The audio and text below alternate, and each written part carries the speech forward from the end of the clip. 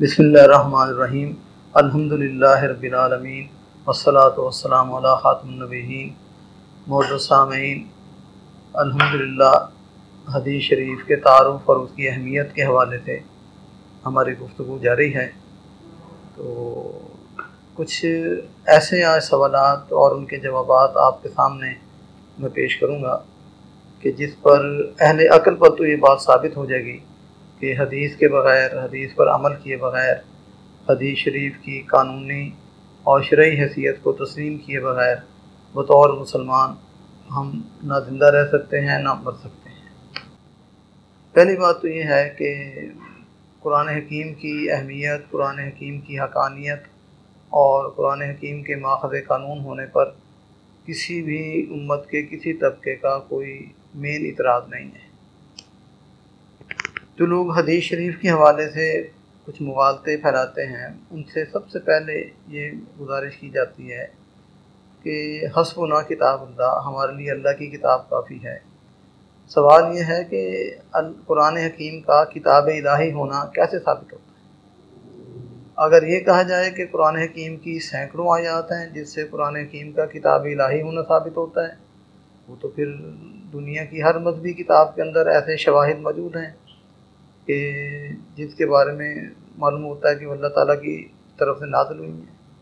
असल बात यह है कि कुरान हकीम का किताब इलाही होना जिस तरह कुरान से साबित है, वह नहीं उसी तरह हदीस शरीफ से भी साबित है। बल्कि हदीस का दर्जा, हदीस का मुकाम एक लिहाज से ज़्यादा नुमायाँ है कि रसूलुल्लाह सल्लल्लाहु अलैहि वसल्लम अगर कुरान हकीम का तारुफ़ हमारे सामने बयान ना करते और ये ना फरमाते कि हादा किताबुल्लाह, ये अल्लाह की किताब है, तो हम में से किसी को भी कुरान हकीम के बारे में कोई इल्म ना होता। हजूर ने अपने कौल से, अपने फ़ेल से और अपनी तकरीर से, तकरीर के बारे में मैं अर्ज़ कर चुका हूँ पहली गुफ्तगू में कि हदीस तकरीर से मुराद वो हदीस है कि जो हजूर सल्लल्लाहु अलैहि वसल्लम के सामने कोई काम किया गया और आपने उससे मना ना फरमाया, या ये कि आपने उस काम को पसंद फरमा लिया। ये आम सी सादा सी तारीफ़ है हदीस तकरीर की। तो यही किताब रसूलुल्लाह सल्लल्लाहु अलैहि वसल्लम लेकर आए और आपने इसी के बारे में फ़रमाया कि ये अल्लाह की किताब है, तो हमने मान लिया कि अल्लाह की किताब है। अब ये हदीस, हजूर का फरमान हदीस है। फिर आपने अपने अमल से कुरान हकीम की तिलावत की, कुरान हकीम को नाफिज़ किया, कुरान के हलाल को हलाल समझा, हराम को हराम डिक्लेयर किया और कुरान के अजमाल की तफसीर बयान की। जहाँ कुरान के अंदर इख्तिसार है आपने उसकी वजाहत कर दी, और अला हदल क़ियास जहाँ जहाँ भी कुरान हकीम की वजाहत तलब चीज़ें थीं आपने अपने कौल फ़ेल अमल से उसे वाज़े कर दिया।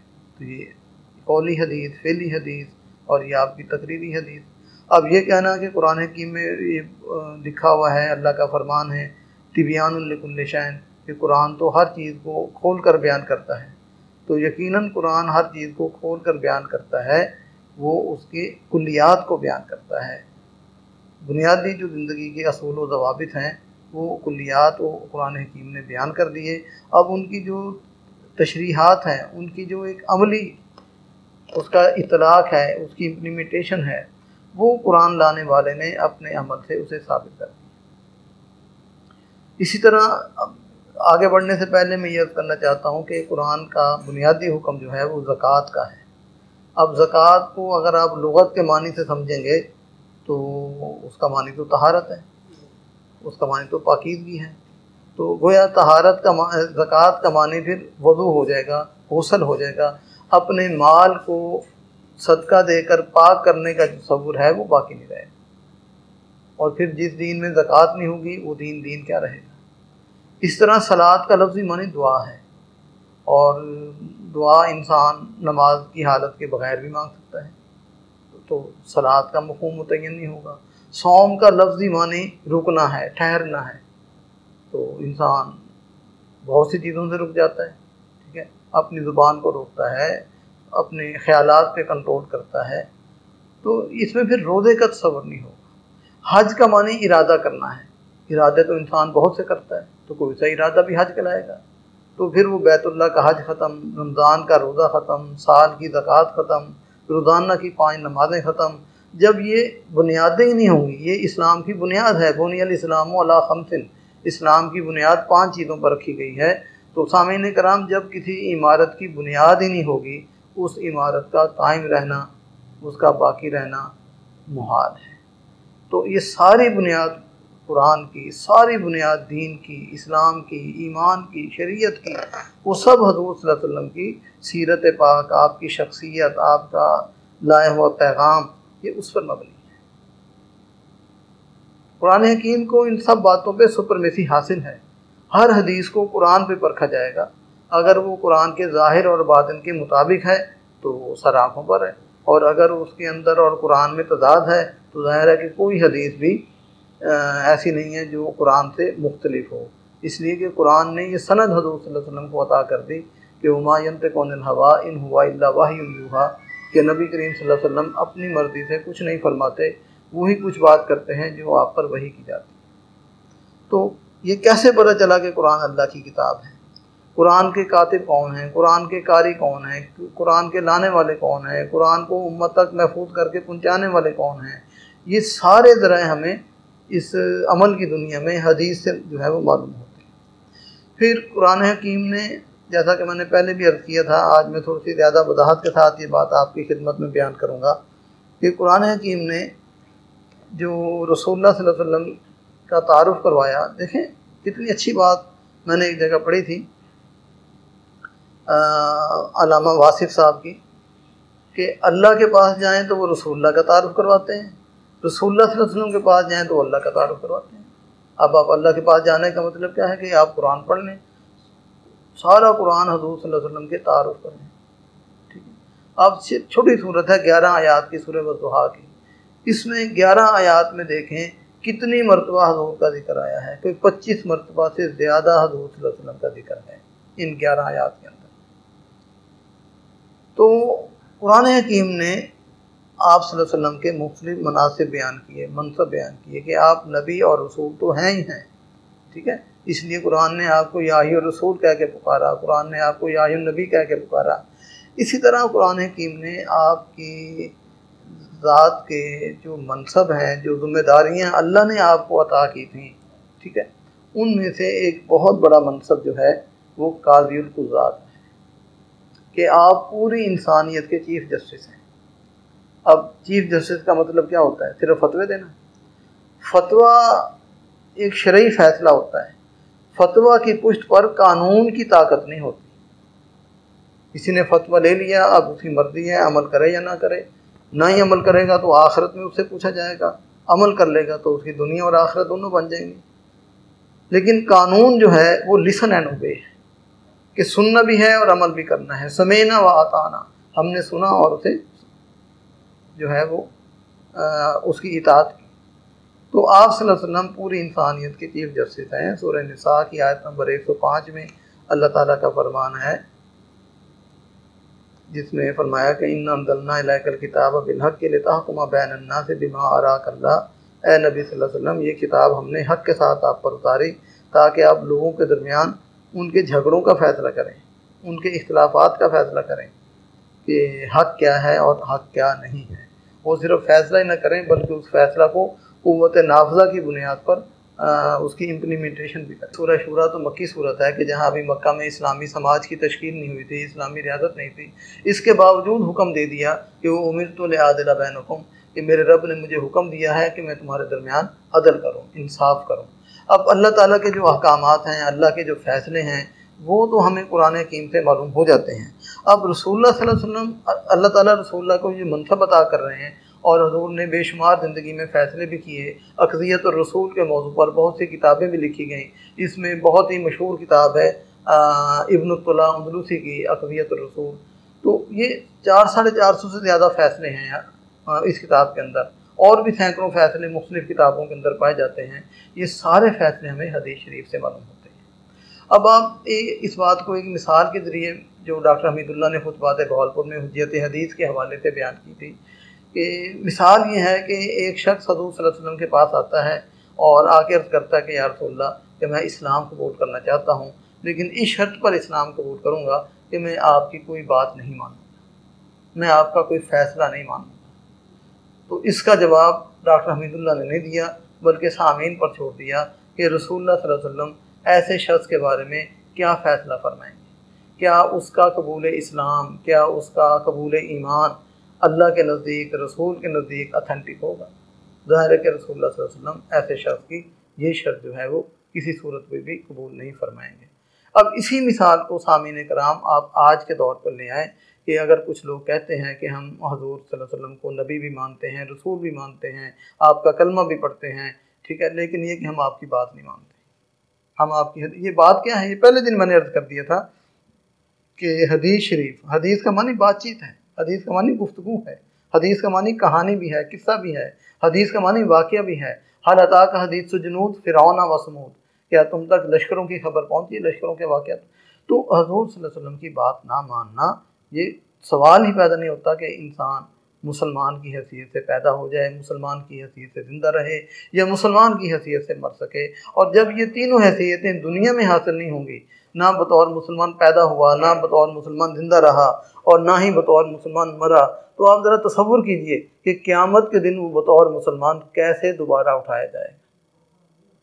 तो ये हदीस का मसला, ये कोई ज़्यादा इल्मी मसला नहीं है, ये अमली मसला है कि हदीस का इनकार के बाद इंसान अमलन इस्लाम से खारिज हो जाता है। हाँ, साथ में ये भी अर्ज़ करूँगा, पिछली गुफ्तगू में मैंने ये बात बयान की थी कि हदीस की जो भी हुज्जियत है, हदीस की जो भी अहमियत है, हदीस का जो भी स्टेटस है, वो सही हदीस का है। हदीस सही है, हदीस हसन है, ठीक है। लेकिन ये जो मौजू हदीस लोगों ने घड़ के अपनी तरफ से रसूलुल्लाह की तरफ मंसूब की हुई हैं, इन हदीस की कोई मुसलमान भी किसी तौर पर भी ना इनका दिफा करता है और ना इनकी तबलीग करता है और ना इन हदीस को हदीस समझता है। तो मौजू हदीस की बात नहीं हो रही, सही हसन हदीस की बात हो रही है और फ़ज़ाइल के हवाले से ज़ईफ़ हदीस भी काबिल कबूल होती हैं। अच्छा, इसी तरह सामीन मोहतरम रसूलुल्लाह सल्लल्लाहु अलैहि वसल्लम की एक जो हैसियत है वो शार किताबुल्लाह की है कि आप कुरान के इजमाल को खोल कर बयान करते हैं और ये मनसब भी अल्लाह ताला ने हज़ूर सल्लल्लाहु अलैहि वसल्लम को अता किया। व अंज़लना इलैका ज़िक्रा लितुबय्यिना लिन्नासि मा नुज़्ज़िला इलैहिम व लअल्लहुम यतफ़क्करून, कि ये किताब हमने हक़ के साथ जो आप पर उतारी है, ये नसीहत वाली किताब जो हमने आप पर उतारी, इसलिए ताकि आप इसे खोल कर बयान कर दें, ठीक है। कुरान में जो बातें, अब पूरे कुरान हकीम में ज़कात का हुक्म तो है, लेकिन ज़कात का निसाब नहीं है, ज़कात की शरह नहीं है। अब ये निसाब और शरह के बगैर ज़कात अदा ही नहीं हो सकती, ज़कात वाजिब ही नहीं हो सकती, ठीक है। इसी तरह पूरे कुरान हकीम में रोज़े के मुफ़्सदात का जिक्र नहीं है, रोज़े के मकरूहात का जिक्र नहीं है कि किन चीज़ों से रोज़ा टूटता है, किन चीज़ों से रोज़ा फासिद होता है, किन चीज़ों से क़ज़ा वाजिब होती है, किन चीज़ों से जो है वो कफ़ारा वाजिब होता है रोज़े का, और कौन सी चीज़ें मकरूह हैं, कौन सी मुस्तहब हैं। ये बड़ी ज़रूरी बातें हैं। ये कुरान हकीम ने इसलिए बयान नहीं की कि कुरान हकीम ने सिर्फ़, अल्लाह ताला ने सिर्फ़ कुरान ही नाज़िल नहीं किया, बल्कि कुरान नाज़िल करने के साथ साथ अमली कुरान को भी मबूस फरमाया। ये सारी चीज़ें आपने अपने अमल से साबित की हैं। सामीन मोहतरम, जिस तरह टीचर के बग़ैर क्लास का तसव्वुर नहीं है, दुनिया का कोई निज़ाम तालीम तारीख़ में मौजूदा दौर में देख लें, टीचर के बग़ैर कोई निज़ाम तालीम नहीं रहता। जज के बग़ैर कोई अदालत का निज़ाम अदालती निज़ाम नहीं रहता। डॉक्टर के बग़ैर कोई सेहत का निज़ाम सेहत नहीं रहता। ये बड़ी करीब की हमारे माहौल की मिसालें हैं। तो रसूलुल्लाह के बग़ैर दीन इस्लाम कैसे हो सकता है, रसूलुल्लाह सल्लल्लाहु अलैहि वसल्लम के बग़ैर ईमान कैसे हो सकता है। तो आप अल्लाह की किताब के इशारे हैं, आपने अपने अमल से, अपने फ़ेल से, अपने कौल से बता दिया कि नमाज का ये तरीक़ा है, ज़कात का ये तरीक़ा है, तलाक़ का ये तरीक़ा है, निकाह का ये तरीक़ा है, तिजारत का ये तरीक़ा है, समाजी असूल ये हैं, अखलाकी असूल ये हैं, और बाकी जो ज़िंदगी के ज़ाब्ते हैं जो कुरान ने इशारतन बयान किए, आपने तफ़सीलन उनकी बयान जो है वो वज़ाहत फरमा दी। इसी तरह हज़ूर सल्लल्लाहु अलैहि वसल्लम का एक और बहुत बड़ा मनसब जो है वो हिल्लत और हुर्मत के हवाले से है कि आप अल्लाह के बिहाफ़ पर हलाल व हराम का ऐलान करते हैं। अब हलाल व हराम किसी भी शरीयत, किसी भी मज़हब, किसी भी दीन का एक बड़ा ही बुनियादी शोबा होता है, बुनियादी हिस्सा होता है। अब अगर दीन इस्लाम में हलाल व हराम ना हो तो फिर दीन में और कुफर में बाकी क्या फ़र्क रह जाएगा। कुरान हकीम में तो दो चीज़ों की हुर्मत का जिक्र है, नंबर 1 बहता हुआ खून हराम है, नंबर 2 खिंदीर हराम है। हुर्रिमत अलैकुमुल मैततु वद्दमु व लहमुल खिंदीर वमा उहिल्ला बिही लिगैरिल्लाह। बहता हुआ खून हराम, मुर्दार हराम है, ठीक है जी। और गैरुल्लाह के नाम जो मंसूब हो वो चीज़ें हराम हैं।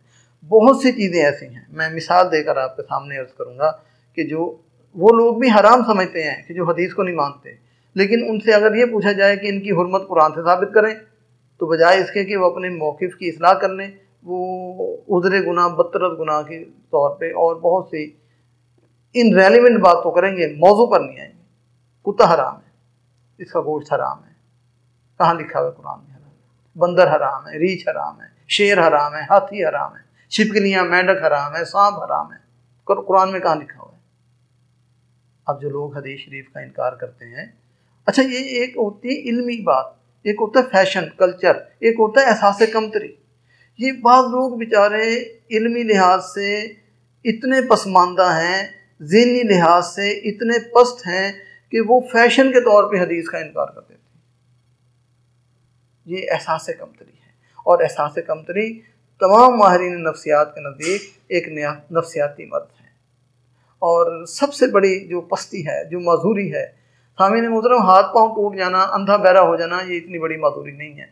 सबसे बड़ी माजूरी ज़हनी पस्ती है, और इस फिक्री और ज़हनी पस्ती से भी बढ़कर एक माजूरी कि अपनी इस पस्ती का एहसास भी ना। मैंने एक मिसाल में ये बात पहले भी बयान की थी कि उर्दू अदब से आप गालिब को निकाल दें, मीर को निकाल दें, आज के दौर में अहमद फराज को निकाल दें, फैज़ को निकाल दें, उस उर्दू अदब का क्या हाल होगा। इस तरह अंग्रेज़ी अदब से आप बड़े बड़े शौरा को, शेक्सपियर को, वर्ड्सवर्थ को, शैले को, कीट्स को, इन्हें निकाल दें, कहाँ रह जाएगा अंग्रेज़ी।